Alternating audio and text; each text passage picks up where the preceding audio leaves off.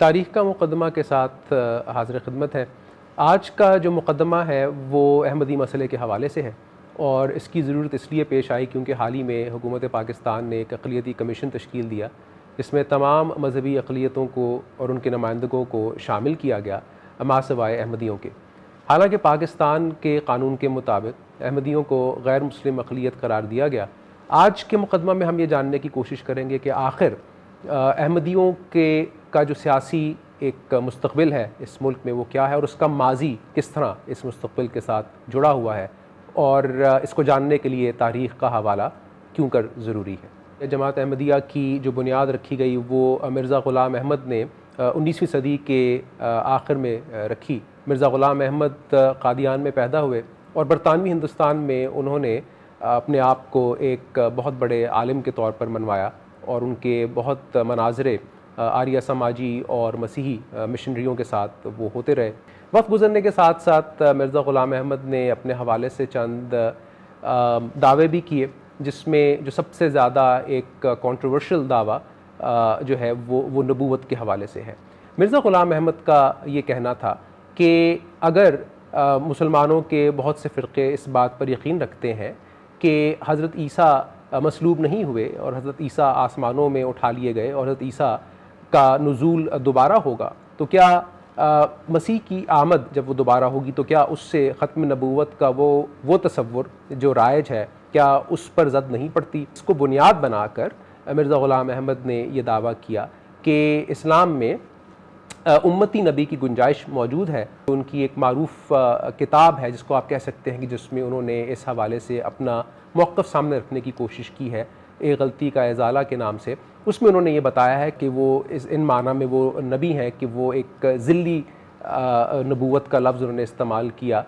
Shadowy या reflective नबूवत का, और उन्होंने कहा कि चूँकि जो साया होता है वो असल से जुड़ा होता है, लिहाजा अगर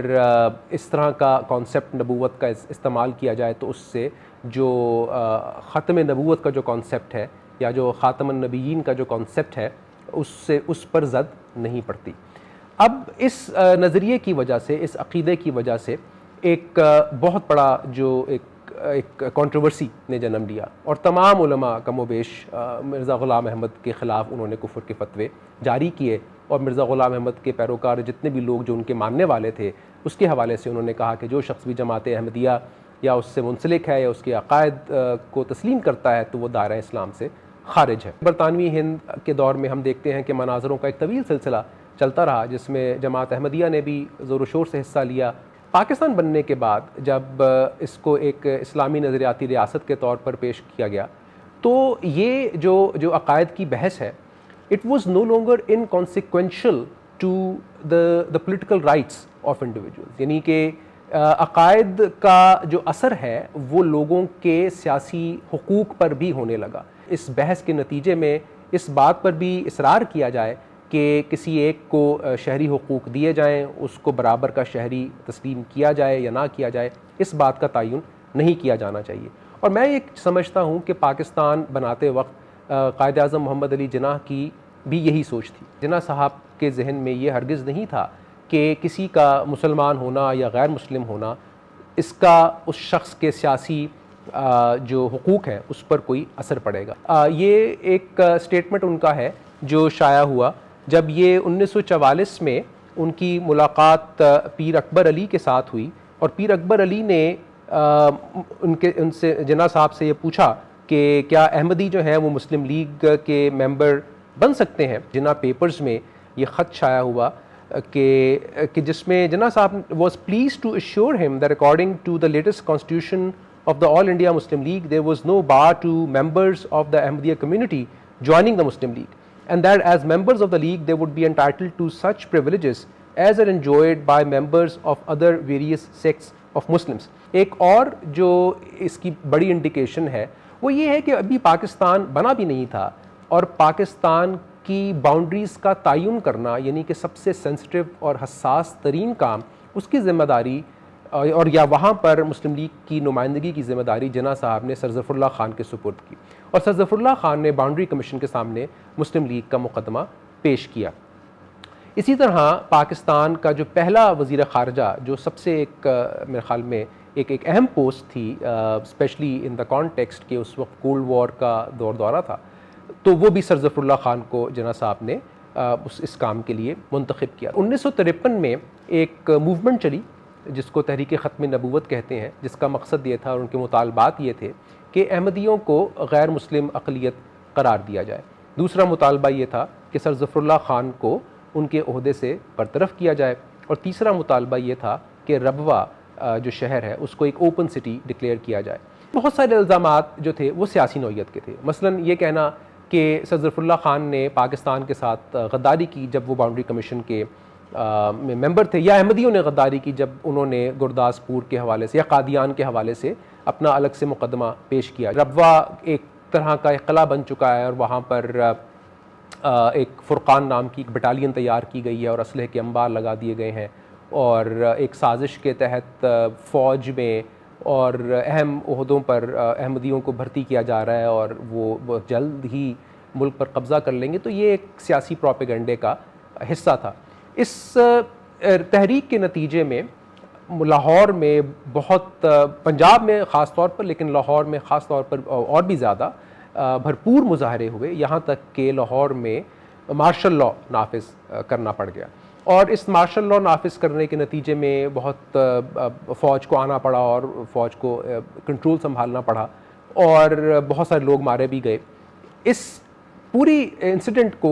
के बारे में इंक्वायरी करने के लिए कमीशन तश्कील दिया गया, जिसको उर्फ़ आम में लोग अब और उसकी रिपोर्ट को मुनीर रिपोर्ट कहते हैं। हालांकि इसमें जस्टिस मुनीर और जस्टिस कियानी 2 मेंबर शामिल थे। इसमें आप ये देखेंगे कि बहुत सी वजूहात थी जिसकी बिना पर इस तहरीक में के बारे में ये शुबा किया जा सकता है कि पंजाब हुकूमत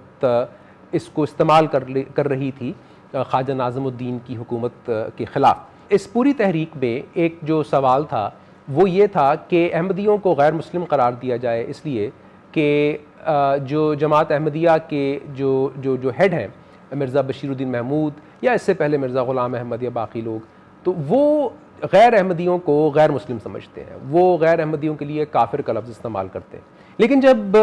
मिर्ज़ा बशीरुद्दीन महमूद मुनीर कमेटी के सामने पेश हुए और उनसे ये सवाल वहाँ पर पूछा गया कि आप गैर अहमदियों के बारे में, या ऐसा शख्स जो मिर्ज़ा ग़ुलाम अहमद को ज़िल्ली नबी या महदी माऊद या मसीह माऊद नहीं मानता, तो उसके हवाले से आपका क्या नज़रिया है। तो उन्होंने इस बात का इकरार किया कि नहीं, हम ऐसे शख्स को गुनहगार तो कह सकते हैं, लेकिन उसको हम दायरा इस्लाम से खारिज नहीं कह सकते। मिर्ज़ा बशीरुद्दीन महमूद जो हैं वो ये कह रहे हैं, I have in mind kafirs of the second kind whom I have already defined, namely those who are not excluded from the millet. When I say they are outside the pale of Islam, I am thinking of the observation made at page 240 of Mufradat Raghib, where Islam has been described in 2 ways, Dunul Iman and Fawqul Iman. Dunul Iman includes Muslims whose degree is below Iman. Fawqul Iman describes those Muslims who so excel in their faith that they are above the ordinary Iman. When therefore I said that certain people are beyond the pale of Islam, I was thinking of those Muslims who can be placed within the definition of Fawqul Iman. और इसी तरह जब उनसे ये सवाल किया गया कि क्या आप जो गैर अहमदी हैं उनका जनाजा पढ़ते हैं या नहीं पढ़ते, क्योंकि जब कायद आज़म का जनाजा पढ़ा जा रहा था तो उस वक्त सर ज़फ़रुल्लाह ख़ान उसमें शरीक नहीं हुए थे, उन्होंने जनाजा नहीं पढ़ा था, तो इससे ये साबित हुआ था कि वो गैर अहमदी का जनाजा नहीं पढ़ते। तो उन्होंने कहा था कि ये दोनों तरफ से ऐसा है कि चूँकि जो गैर अहमदी हैं उलमा वो अहमदियों का जनाजा पढ़ने को जायज़ नहीं समझते। 1974 में एक वाक़या पेश आया कि जिसमें रबवा के ट्रेन स्टेशन पर एक झगड़ा हुआ कि जिसमें निश्तर मेडिकल कॉलेज मुल्तान के स्टूडेंट्स जो किसी ट्रिप पर जा रहे थे, उनका कहा यह जाता है कि रबवा स्टेशन पर अहमदी स्टूडेंट्स के साथ झगड़ा हुआ और वहाँ पर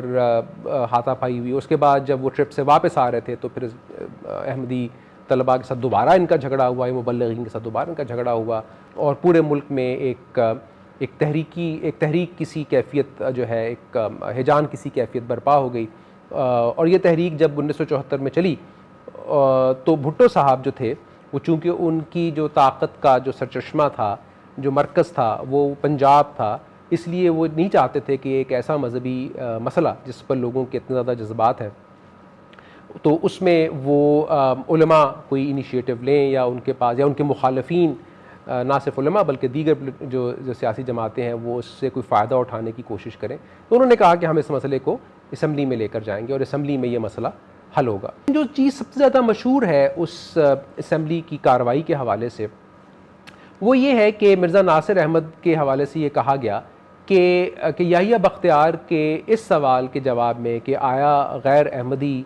को आप मुसलमान समझते हैं या नहीं, मिर्ज़ा नासिर अहमद ने यह कहा कि नहीं, मैं आप तमाम लोगों को गैर मुस्लिम समझता हूँ या मैं आप तमाम लोगों को काफिर समझता हूँ। हालांकि जो रिकॉर्ड हमारे पास मौजूद है कौमी असम्बली की उन प्रोसीडिंग्स का, उसमें ऐसा कोई जुमला मिर्ज़ा नासिर अहमद ने नहीं कहा। मिर्ज़ा नासिर अहमद ने ये जुमला ज़रूर कहा था कि वो उनको हकीकी जो लोग भी मिर्ज़ा ग़ुलाम अहमद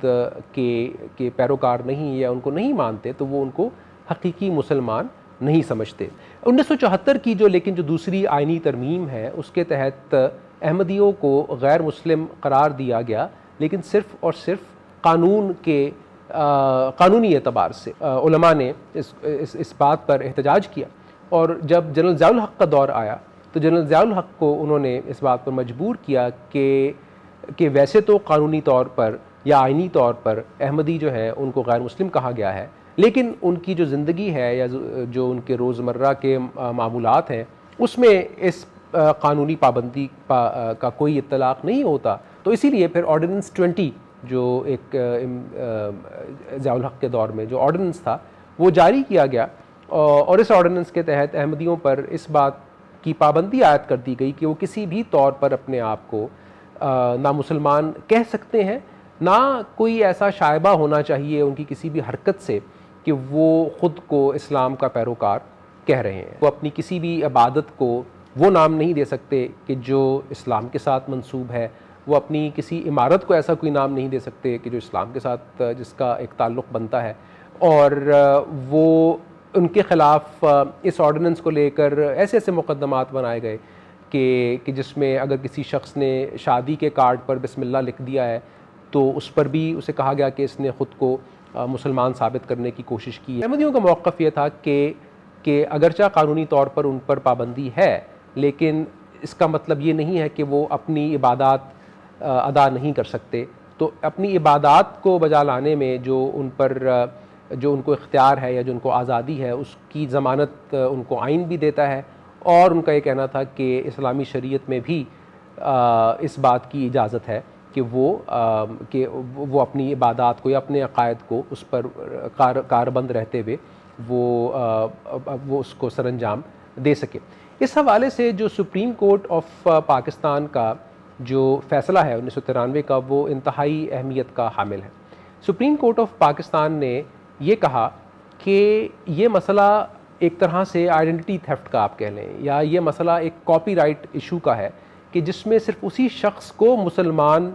कहलाने का हक़ हासिल है या मुस्लिम या शायर इस्लामी को प्रैक्टिस करने का हक़ हासिल है कि जो इस्लाम से ताल्लुक़ रखता हो। और उन्होंने एग्ज़ाम्पल दी इसमें जो पेटेंट लॉ होता है या इंटेलेक्चुअल प्रॉपर्टी राइट्स का जो लॉ होता है उसका उन्होंने हवाला दिया कि जिस तरह कोका कोला की कंपनी किसी और शख्स को या फ़र्द को या कंपनी को इजाज़त नहीं दे सकती कि वो कोका कोला मैन्युफैक्चर कर सके, इसी तरह इस्लाम जो है वो एक कॉपीराइट है और उसको सिर्फ वही शख्स प्रैक्टिस कर सकता है जो इस्लाम का मानने वाला हो। सुप्रीम कोर्ट की जजमेंट में ये कहा गया कि जब कोई अहमदी अपने अक़ीदे का इजहार करता है, so that makes a Rushdie out of him. जब सुप्रीम कोर्ट ये कह रही है कि it makes a Rushdie out of, meaning कि एक सलमान रुश्दी जिनके हवाले से ज़ाहिर है कि एक बहुत ज़्यादा शदीद गम व गुस्सा लोगों में पाया जाता है और जिनको शातम रसूल भी कहा जाता है। तो इसका मतलब ये है कि हर अहमदी या हर अहमदी के अक़ीदे को लामहला तौर पर एक ब्लास्फेमी से तशबीह दी गई है, यानी कि पोटेंशली एवरी सिंगल अहमदी, जब भी अहमदी अपने किसी अक़ीदे का इजहार करता है तो वो ब्लास्फेमी है। जिसकी वजह से जो एक बुनियादी मुतालबा था जब ये शुरू हुआ था कि अहमदियों को गैर मुस्लिम अक़लियत करार दिया जाए और बतौर अक़लियत इनके हुकूक़ का तहफ़्फ़ुज़ किया जाए, वो तमाम के तमाम दलाइल जो हैं वो बेमानी हो चुके हैं, क्योंकि अब मुतालबा ये है कि नहीं, अहमदी गैर मुस्लिम अक़लियत नहीं है, ये बाकी गैर मुस्लिमों की तरह नहीं है, लिहाजा इन पर अक़लियत का इत्तलाक़ नहीं हो सकता, लिहाजा इनको वो हुकूक़ भी नहीं मिल सकते जो अक़लियत के होते हैं, लिहाजा इनको मुर्तद समझा जाए। इसका एक ही नतीजा है कि आइनी तौर पर, क़ानूनी तौर पर इस तमाम तारीख़ की वजह से, या ये तमाम अमल जो मैंने आपके सामने रखा है, अहमदियों की जान व माल का कोई तहफ़्फ़ुज़ नहीं किया जा सकता। उनको चाहे गैर मुस्लिम कहा जाए, चाहे अक़लियत कहा जाए, लेकिन जिस तरह या जिस जवाज़ के तौर पर उनको कहा गया है, उसके बाद अहमदी यहाँ इस मुल्क में अब उनका ज़िंदा रहना या बराबर के शहरी होना तो बहुत दूर की बात, लेकिन उनकी एग्जिस्टेंस जो है वो भी बहुत एक ख़तरे से दो चार है। पाकिस्तान के क़ानून की ज़ुबान इस तरह तश्कील पाई है कि जिसमें अहमदी को सिवाय गद्दार या जो है एक तौहीन रसालत का मुर्तकब ही कहा गया है, और इन दोनों चीज़ों की सज़ा कानून में, पाकिस्तानी कानून में मौत है। हन्ना आरेंट का हवाला देते हुए कि Ahmadis in Pakistan do not have the right to have rights. और एक और जो तालिबी थिंकर है अगाम्बे, उनका जो कॉन्सेप्ट है बेयर लाइफ का, उसके मुताबिक कि किसी भी शख्स को अगर उसका एक लीगल कवर जैसे कि हटा दिया जाए तो वो it's reduce to bare life के, जहाँ पर उसके साथ रियासत जैसा भी चाहे सलूक वो कर सकती है। और ये दोनों इस्तिलाहात या पॉलिटिकल थ्योरी की जो ये एक अंडरस्टैंडिंग है, ये बेस करती है नाज़ी जर्मनी, और नाज़ी जर्मनी ने जो सलूक यहूदियों के साथ किया कि जिसमें यहूदियों को चूँकि ये करार दिया गया कि ये रियासत के वफ़ादार नहीं हैं और मुख्तलिफ़ तरह से इन्होंने रियासत को नुकसान पहुँचाया है, लिहाजा इनकी सिटीज़नशिप कैंसिल कर दी जाए। लिहाजा अगर पाकिस्तान में अहमदी वो अक़लियती नुमाइंदे भी नहीं हैं, अगर पाकिस्तान में वो अक़लियत भी नहीं है, इसका मतलब ये है कि हिंदुओं और मसीहों के मुकाबले में उनकी सिटीज़नशिप इफ़ेक्टिवली रिमूव की जा रही है। और अगर उनकी सिटीज़नशिप इफ़ेक्टिवली रिमूव कर दी जाती है तो फिर उनको लीगली तौर पर किसी भी तरह एक्सटर्मिनेट करना, इस पर कोई पाबंदी नहीं होगी।